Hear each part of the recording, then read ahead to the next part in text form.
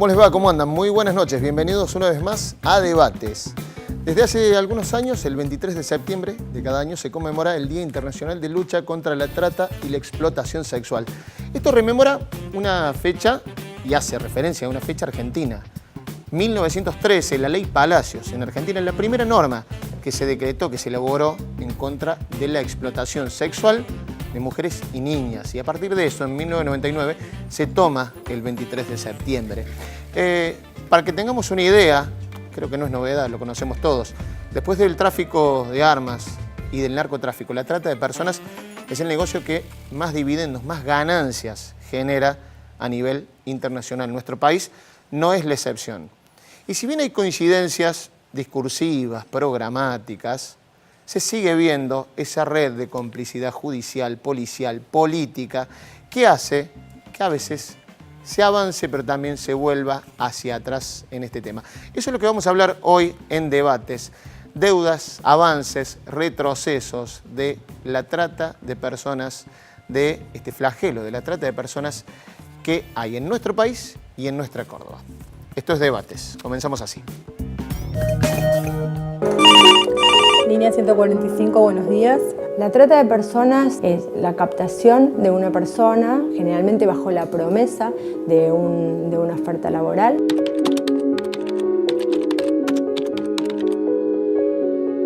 Acá trabaja Susana. Y acá trabaja Juan, su marido. Y acá trabaja Tommy, su hijo de 9 años. Y cuando no trabaja, acá juega. El 4 de septiembre de 2017 fue noticia nacional el procesamiento de 18 personas que integraban una red de promoción y facilitación de la prostitución, trata de personas y explotación sexual de mujeres, argentinas, brasileñas, paraguayas y dominicanas en la ciudad de Paso de los Libres. Acá comen y acá cocinan al mediodía mientras trabajan. Acá duermen después de haber trabajado todo el día. En este despacho les descuentan de su salario la deuda que contrajeron por su traslado hasta acá. Cualquiera podemos ser víctima de trata. Cualquier persona, cualquier clase social, cualquier edad y cualquier género. La red operaba hacía muchos años bajo la protección y el blindaje político-judicial. Entre los procesados se encuentra un ex fiscal federal, un ex comandante de Gendarmería Nacional, otros funcionarios judiciales y de organismos nacionales, provinciales y municipales. Es un caso de trata de personas por explotación sexual. Hay 5 mujeres en este momento en esa casa que están viendo ahí detrás mío, 5 mujeres de las cuales hay 2 menores de edad que estaban siendo explotadas sexualmente por un hombre de 40 años aproximadamente.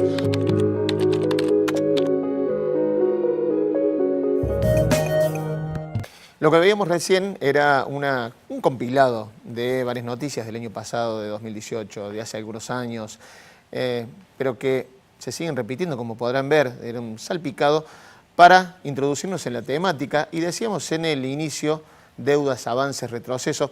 Voy a presentar a los invitados que tratan o trabajan la temática desde sus distintos lugares. María de los Ángeles Palacio de Arato, vocal de la Cámara Tercera en lo Criminal de Córdoba. Gracias por venir. Muchas gracias. Juan Federico, periodista de Sucesos de la Voz. Gracias. Por favor, muchas gracias por la invitación. Mariana Pérez, activista y miembro de la Asociación Civil Vínculos en Red. Así es, muchas gracias por la invitación. Bueno, digo, cada uno lo trabaja desde un lugar diferente al tema, lo han vivido, lo han investigado. Deudas, muchas, avances, varios, retrocesos. ¿Cómo lo ves, María de los Ángeles? Yo creo que hay muchos avances. De hecho, que estemos acá conversando de esto es un gran avance.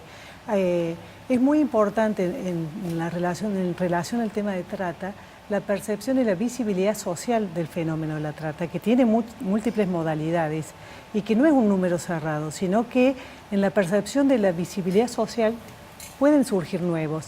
Por ejemplo, la incorporación a sectas puede hoy ser considerado también un caso de trata.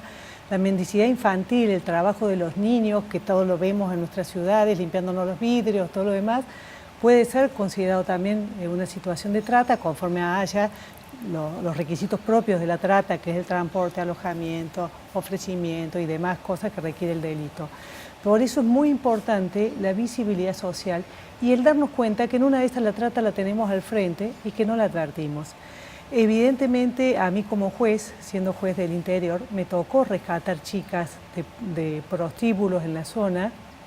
Me llamaron una vez a las 3 de la mañana con un montón de chicas extranjeras, haitianas, paraguayas, que estaban en prostíbulos de la zona, algunas menores, y eso todo el mundo sabía que estaban. El intendente sabía que esas chicas estaban, la policía lo que hacía era tomarle los datos.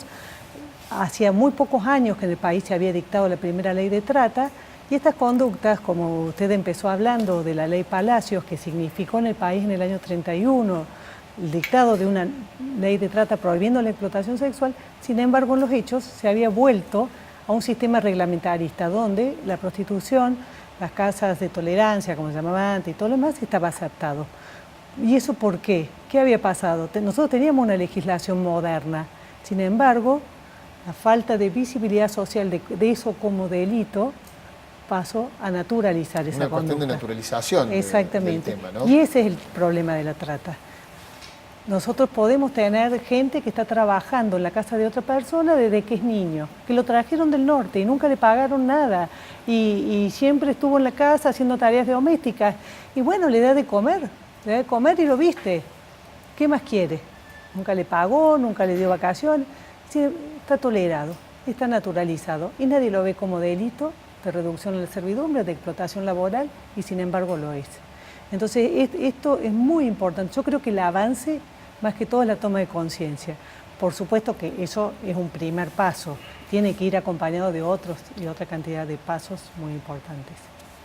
Juan, vos que lo has trabajado en el diario, has vivido de cerca, has entrevistado personas, digo, ¿cómo lo ves? Sí, tal cual, coincido plenamente en lo que ha sido el principal avance. Yo creo que en los últimos 10 años es decir, bueno, esto es un delito, esto no es natural, esto no está bien. Por lo general la trata está asociada sobre todo a la trata sexual, a la explotación sexual, y que como país, especialmente en la provincia, bueno, aceptamos que un prostíbulo, que mujeres que vivían ahí, que vivían en la misma cama donde tenían que atender a distintos clientes, que había pases, que tenían deudas, que había un cuaderno, y que todo eso era legitimado por controles de la policía, por carnets sanitarios de la municipalidad, y que se vivía bajo eufemismo de decir que eran coperas, que eran bares nocturnos. O sea, que todo eso hayamos aprendido en todo este tiempo, en la última década, que eso es delito, es un salto, es algo positivo. Por supuesto que la trata, después uno empieza a ver el concepto de qué es trata, empieza a ver eso, mecanismos mucho más ocultos, mucho más difíciles de detectar. Córdoba, por ejemplo, está plagada de ladrilleros, de hornos de ladrillos, y ahí está la trata visible. Pero eso llega muy poco a tribunales, llega muy poco a la justicia, y todavía nosotros como sociedad no nos damos cuenta de toda esa trata, que digo, la trata oculta, en realidad la trata está, es visible, claro, es una trata que está... Porque hay una contradicción, uno dice, a ver, la visibilidad está al frente de los ojos, pasás, lo ves, y sin embargo siempre terminamos hablando de redes que están ocultas. Está bien, las responsabilidades a veces tardan más en descubrirse, pero uno ve y dice, redes ocultas, pero las tenemos al frente. Pero la concientización. Exactamente, yo creo que es algo de concientización, un problema cultural, que necesitamos avanzar como sociedad y entender que eso está mal, y que está mal es un delito. Y ahí es donde tenemos que ver qué está pasando y por qué no se activan los mecanismos que se tienen que activar. Entonces, si ¿cuál es el retroceso? Es eso, todavía nos falta mucho para entender el concepto amplio de la trata y quiénes son las verdaderas víctimas. Y ir a verla, no es solamente trata. O sea, empezamos a debatir por ahí. Hay gente que confunde y cree que la trata es solamente una mujer secuestrada en la vía pública y sometida sexualmente casi contra su voluntad más explícita. O sea, y hay muchos mecanismos que lo más común de la trata es que se aproveche de mecanismos de vulnerabilidad que no son tan directos. Entonces ahí es donde tenemos que buscar los operadores estatales que estén atentos y que permitan eso, individualizar, detectar esos casos. Y no digo en nuestro caso como comunicadores, como periodistas, es aclarar perfectamente eso, es decir, esto es un delito. Mariana. A mí me parece que todo comienza especialmente por lo que sería la concientización a nivel social. Hay que trabajar con eso, me parece, es lo principal, yo creo. De por sí venimos de ser pioneros de una ley nacional que fue la ley Palacios. Ya hace 105 años que existe esa ley, Y bueno, creo que hemos tenido muchos avances a nivel de los años. Por ejemplo, la ley del cierre de los prostíbulos, que salió en la gestión anterior del fallecido ya doctor José Manuel de la Sota. Eso sumado al trabajo de las organizaciones y las asociaciones civiles que trabajamos en conjunto, y también, bueno, articulando con algunos organismos nacionales, provinciales. Entre todos estamos logrando concientizar, yendo a los colegios, yendo a los lugares de trabajo también, y bueno, también capacitando a la gente que trabaja en los organismos judiciales, y también, bueno, a quienes están en las fuerzas, por ejemplo, concientizando a los cadetes que ingresan a la policía de la provincia. La idea también es sensibilizar un poco. Digamos, se toca cuando se habla de algún operativo, rescate de trata de personas, y siempre en algún punto está el vínculo primero policial, político, y en una tercera instancia a veces judicial también, ¿no? Pero sobre todo el policial salen todos. Exactamente, porque por lo general ellos son los que tienen el primer contacto con las víctimas. Vamos a ver el anuncio que realizaba el presidente Mauricio Macri, el plan bianual para lucha contra la trata. Lo realizaron a fin de julio. Creo que pasó bastante desapercibido, pero vamos a ver algunos de los puntos que tienen que ver con este anuncio y lo seguimos hablando aquí. Y sabemos que las consecuencias de trata y de la explotación son todavía mayores cuando hay un Estado que en lugar de actuar mira para el otro lado, deja a las víctimas y a sus familias solas en esta lucha tremendamente dolorosa. Cuando hablamos de trata, no hablamos solamente de explotación sexual, sino también sobre los delitos de servidumbre, pornografía infantil, trabajo o matrimonio forzoso y extracción forzada de órganos. Son todos delitos inaceptables y nuestro compromiso, que es ya una política de Estado, es erradicar todo tipo de esclavitud, porque nuestro compromiso es con la libertad. Por eso estamos trabajando para que el Estado actúe claramente, pueda actuar ante estos delitos, para que pueda prevenirlos y terminar con ellos, y para que pueda proteger y asistir a las víctimas, ayudándolas a seguir adelante a pesar de las dificultades y la terrible injusticia a la que fueron sometidas. De eso se trata este plan, de decirle basta a la injusticia, basta esa práctica de sacar provecho de los más vulnerables.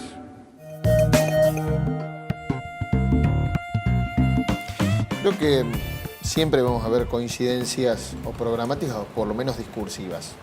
¿Las ven bajadas a tierra en políticas concretas? Veo tu cara, por ahí no te parece mucho, ¿o sí, Mariana? En sí es un avance. Por ejemplo, este plan que lanza, que es un plan bianual, como lo dice, de acción de lucha contra la trata de personas. ¿Qué quiere decir esto? Que como Estado se compromete a realizar acciones para de a poco terminar con este flagelo, porque si bien no se termina de un día para el otro, necesitamos de trabajo. A lo que va es el tema de concientizar, prevenir y crear mecanismos para la detección temprana de todo este tipo de delitos. ¿Ya se empezó a ver algo? Por lo menos esto fue anunciado a fin de julio. ¿Ves que hay por lo menos un incremento en los planes de prevención, de acción? Por lo menos una bajada de línea por lo menos concreta hacia diferentes estamentos de gobierno. Veo que hay ganas. Por ejemplo, el año pasado, cuando el refugio de vínculos en red estaba en plena construcción, nosotros lo recibimos al presidente Macri, vino a visitarnos a ver las obras, sí, vino a Villa María, junto con la ministra Carolina Stanley, estuvieron ahí y bueno, y ahí nos habían comentado de esta idea que había surgido, que bueno, que ellos lo que intentaban era realmente mostrar que tienen un interés real por esta problemática. De a poco se va a ir avanzando, porque bueno, otra de las cosas que pretende el Estado con este plan de acción también es ayudar a las asociaciones civiles y a las organizaciones no gubernamentales que luchan contra este flagelo. Que son generalmente las primeras que ponen las denuncias en el tapete. Exactamente, ¿no? Exactamente. ¿Juan? Sí, o sea, yo veo en el discurso, sobre todo, bueno, veo una palabra clave que es al final que habla de la vulnerabilidad. Yo creo que ahí es necesario, o sea, hay que atacar las condiciones de vulnerabilidad. O sea, más allá de la parte represiva. Yo en la parte represiva, y me enfoco en lo que es la provincia de Córdoba, desde que en 2012 se decretó de que ya ningún prostíbulo iba a abrir bajo eufemismo ni bajo nada, yo noto que hubo un retroceso en la cantidad de causas judiciales que se abrieron por el delito de trata de personas. O sea, y no es que la trata de personas se terminó en Córdoba por un decreto. O sea, yo creo que ahí me parece que en la parte de investigación, o sea, todo lo que es el fuero federal, falta empezar a encontrar cómo es los nuevos mecanismos de la trata. Se invisibilizó una parte. Claro, la trata sexual sigue existiendo en Córdoba, entonces no se puede decir que en Córdoba se terminó. Pero yo noto en nuestro trabajo de todos los días la cantidad de noticias sobre operativos y sobre investigación, sobre trata de personas, bajó muchísimo. Y eso tiene que ver porque bajó muchísimo la actividad judicial al respecto. Esa es la parte de lo que es la represión. Pero en lo que es la parte de la vulnerabilidad me parece que es el concepto clave, que ahí es donde el Estado tiene que trabajar y fuerte. Sí, bueno, ¿cuáles son estas condiciones de vulnerabilidad que llevan a que estas personas se conviertan tan fácilmente en víctimas de los explotadores? Antes de seguir, quería que vieran el próximo tape, porque contrapunto de esto, por ejemplo, es lo que pasó. Hablamos de todo tipo de explotación, ¿no? Digamos, hablamos de la sexual, hablamos de la explotación laboral. Contrapunto grande, por ejemplo, fue lo que pasó en el Renatea. El Renatea, vamos a explicar, es el órgano que recibe las denuncias de explotación rural, digamos, los trabajadores rurales. Hubo prácticamente lo que dicen los trabajadores, un desmantelamiento total del organismo de control de esto. Por eso decíamos un contrapunto a lo que escuchamos recién, salvo que también se haya revertido la situación, por ejemplo, en uno de los puntos como es el Renatea. Lo vemos. Vamos a otro tema. En Argentina se mantienen las expresiones de rechazo a los abusos contra los trabajadores. La tramitación de denuncias por explotación laboral en el sector agrícola fue suspendida desde que Mauricio Macri tomó la presidencia de Argentina. Según datos de la Procuraduría de Trata y Explotación de Personas del país, el Registro Nacional de Trabajadores y Empleadores Agrarios, mejor conocido como Renatea, dejó de remitir denuncias de explotación laboral desde diciembre del año 2015, cuando fueron reemplazadas sus autoridades. Desde que Macri tomó la presidencia argentina, el registro no ha formulado ni una sola denuncia de explotación laboral, deberíamos poder resolverlo. y lo que dio pie a la Protex hace algunos días de solicitar una entrevista con directivos del Renatea sin tener respuesta todavía. Con los cambios en el Renatea por parte del gobierno macrista, esa fiscalía especializada se quedó sin interlocutor en el mundo agrario. En nuestra gestión, 2012-2015, se realizaron más de 1.100 denuncias. Hubo empresarios que fueron denunciados y algunos incluso llegaron a estar encarcelados por el tema. Hubo denuncias de trabajo infantil, más de 68 sentencias. Se trabajó en conjunto con otros organismos. Bueno, todo eso se pierde. Todo eso se pierde. El organismo va a tener ahora lo mínimo indispensable. Para molestar poco a los patrones. Claro, porque, Víctor Hugo, perdón, es importante, porque la gente no sabe que es ni el Renatre ni el Renatea, que era la disposición dentro del Ministerio de Trabajo, corregime, que se encargaba de hacer como de policía para que no se esclavicen a los trabajadores rurales y sobre todo mucho trabajo infantil había. Y como bien recordaba ella, el Momo Venegas siempre ha sido cómplice o partícipe de las grandes sociedades del campo y no de los trabajadores. O sea que no solamente están afectados las 800 personas, como es tu caso, que se quedaron sin trabajo, sino que hay todo un sector que hoy no tiene ningún tipo de control? O sea, ¿no hay otro organismo que pueda suplantar a lo que estaban haciendo ustedes? Y no, porque antes era el RENATRE que no lo hacía. Los trabajadores rurales no tienen contención, no tienen un sindicato que los defienda y el sindicato que los defiende se alió con las patronales. Antes de que estemos nosotros, un trabajador rural tenía que ir a denunciar alguna cuestión de trata a la sociedad rural. Entonces, claro, bueno, la cuestión se pone bastante complicada. Bueno, estas son las cuestiones. Justamente lo traímos para ver a veces los anuncios y los contrapuntos que tiene la realidad, digamos. Órgano de control de los trabajadores rurales que prácticamente desintegrado. María Los Ángeles. Sí, yo puedo hablar del ámbito al cual yo pertenezco, que es el Poder Judicial de la provincia. Como bien dijo Juan, estas son investigaciones que se llevan en el campo federal, de la justicia federal. Pero creo que dentro de estos, el año pasado salió un informe de la Procuraduría, el Protex, de las 100 primeras sentencias de trata en el país. Y ese informe trae cosas muy interesantes porque ha habido un gran avance en la percepción de los jueces. Recordemos que la ley de trata tiene 10 años en nuestro país. Es una ley 2008. Muy reciente, muy la nueva. Primera. Y, por ejemplo, se puede citar el caso de Alika Kinan, que es una mujer víctima de trata de Tierra del Fuego, donde se condenó a la municipalidad de Tierra del Fuego sin haberse constituido en actor civil, se condenó por la responsabilidad de haber tolerado el prostíbulo. Eso como una cuestión innovativa inmensa dentro del país. Y la segunda cuestión, que se ordenó que la indemnización y las multas no fueran para el Estado, sino directamente para la víctima de trata.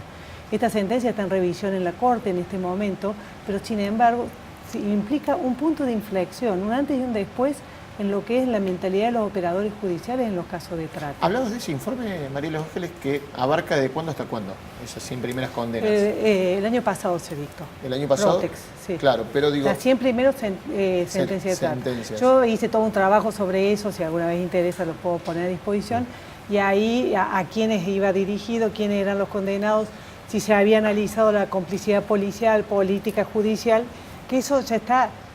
En el mundo se sabe que la trata funciona así, con complicidad de los 3 poderes del Estado. Inclusive el protocolo de Palermo, que es lo que da origen a las leyes de trata, que se fue firmado en el año 2001, tiene todo un capítulo especialmente del crimen organizado, analizando la complicidad estatal en los casos de narcotráfico, de trata y tráfico de armas. Porque sin esta complicidad, estos delitos no existirían. Y eso es mundial, no es que nos pasa a los cordobeses, claro, que es este gobierno, o en Mauricio Macri, no, pasa en todo el mundo. Inclusive en sistemas modernos, como modernos entre comillas, como puede ser Holanda, que ha adoptado en relación a la prostitución el sistema reglamentarista. ¿Qué significa esto? Aceptar zonas y lugares donde la prostitución es lícita, es legal y es al alcance de todos, y tienen instalada la red de trata de los albanos, de los serbios, todo lo demás, en esos lugares. O sea que también estos conceptos no es solamente, o sea, uno mira la realidad local porque está bien, es lo que está cerca, pero también es muy importante ver el concierto internacional, porque estas son conductas que son delitos transnacionales. Si bien hay trata local, hay trata entre provincias y hay trata internacional, siempre estas redes se replican, hay cosas comunes, los modos de captación son comunes, los tratos entre ellos son comunes, o sea, inclusive son comunes al narcotráfico también, se aplican también estos mismos conceptos al narcotráfico y al tráfico de armas. Así que, bueno, creo que para mí hay un avance importante, si bien son pocas 100 sentencias al lado de la cantidad de denuncias y procesos, pero bueno, ha habido avances y hay avances en los operadores judiciales. Antes, por ejemplo, una de las cosas que se planteaba que era el consentimiento de la víctima de trata, que siempre es vulnerable, porque nosotros tenemos mucho adentro la película Búsqueda Implacable, que ya va como por la 4, donde la raptan, donde la chica. Eso no pasa. Yo siempre le digo cuando voy a las escuelas que me invitan, le digo, no se aflijan, nadie va a raptar al chico. ¿Por qué lo va a raptar si los padres lo ofrecen por una moneda, si la persona quiere integrar la red con la promesa de un trabajo mejor o de salir de la situación de pobreza? Entonces, esta situación de vulnerabilidad que refería él es realmente el punto importante a trabajar, porque es lo que hace que las personas caigan en situación de trata. Sí, justamente falta mucho y bastante, tanto en todos los gobiernos, digo, atacar esas condiciones de vulnerabilidad. Exactamente, también, ¿no? sí. Vamos a ir a la primera pausa en debates y ya volvemos para el segundo bloque. Estamos hablando sobre, tomando la fecha del Día Internacional contra la Trata y Explotación de Personas para debatirlo aquí entre nuestros invitados. Ya venimos.